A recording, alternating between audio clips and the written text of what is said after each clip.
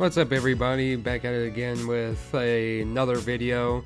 I feel like this one's an interesting topic for people trying to get back into Yu-Gi-Oh with some of the newer stuff coming out as well too. I know definitely some people used to play Yu-Gi-Oh all the time, whether they're kids or whatever, either that or play casually, and some people are actually interested in the competitive scenes. Well, I sort of have about probably 5-ish tips about people coming into the game, or at least the competitive side of the game, and sort of just helping them out as sort of like a semi-competitive player that's actually went to a few regionals and basically playtest with a bunch of people who have actually topped before. So I sort of kind of know what I'm talking about, right? Probably not. But anyways, my first tip is know your deck, and not just know just your deck alone, but other decks as well, such as like other meta decks and different play styles and all that.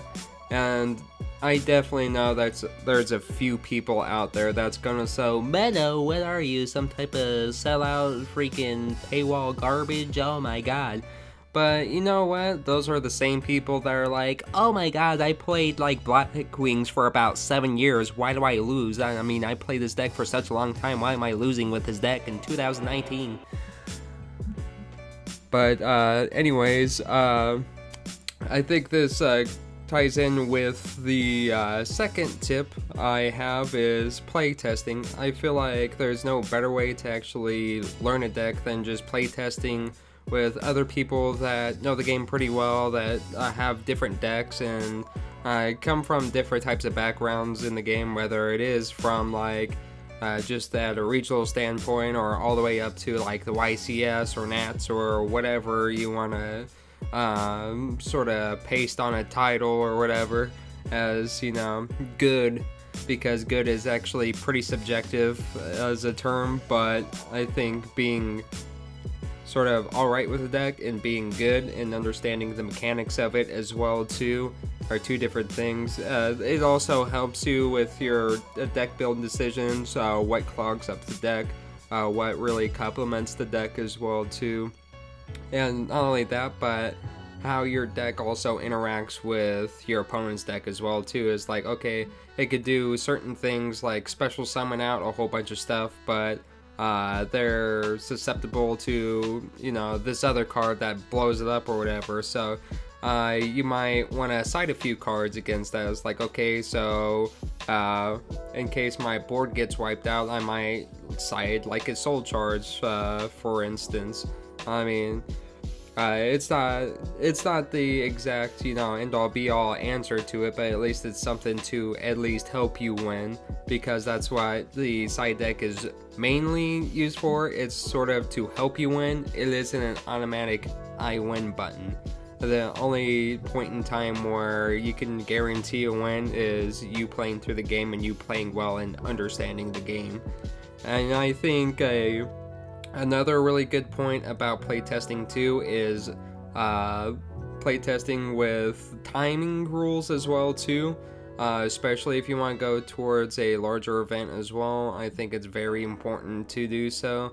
Not only that, but you also, if you're going to a larger tournament as well too, whether it be a regional or even higher, even at your locals too, I think learning your cards rulings as well too is pretty important too. So that sort of goes into the playtesting sphere of things for our number 2 slot of our tips.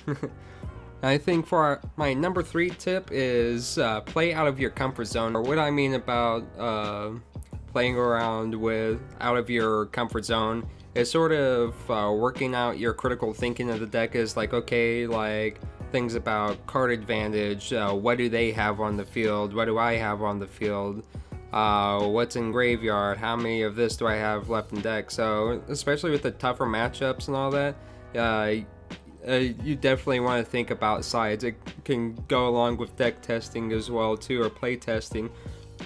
But getting out of your comfort zone, you feel a lot more confident in other matchups as well too, because if you can beat like one of the tougher decks in the format, or the toughest matchup with your deck, you basically can win against pretty much a majority of other decks as well too, because you play very well within a certain matchup or under a certain amount of pressure as well too.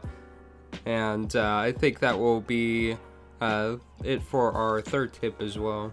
And I think for our fourth tip, I think this is very important when it comes to larger games as well too, especially at regionals, especially higher up as well too. And it's focus on one game at a time.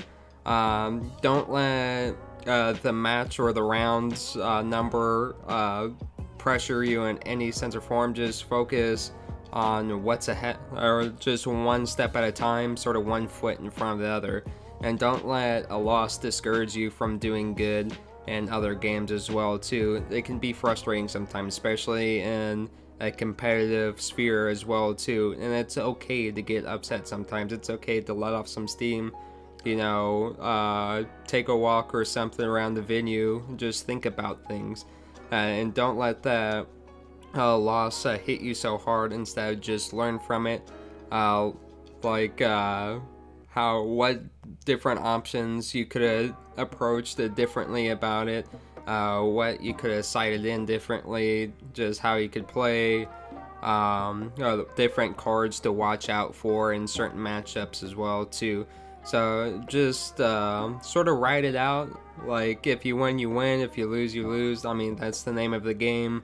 But always go for the win. It's encouraged to go for the win, but don't let the loss sort of bring you down and sort of make you toxic about the game as well too, because in the long run, yes, it is sometimes your fault if you do lose, but other aspects, it might be just really bad matchups as well too.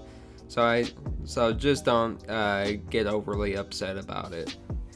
And for my fifth tip is, don't be afraid to ask questions at all. There might be a plethora of people in the room that might have the same question as you, and they're just too afraid to speak up and ask that question. And if you do ask that question, it might get answered, and then everybody else that was like, oh yeah, I didn't think of that, or hey, this is how this works instead.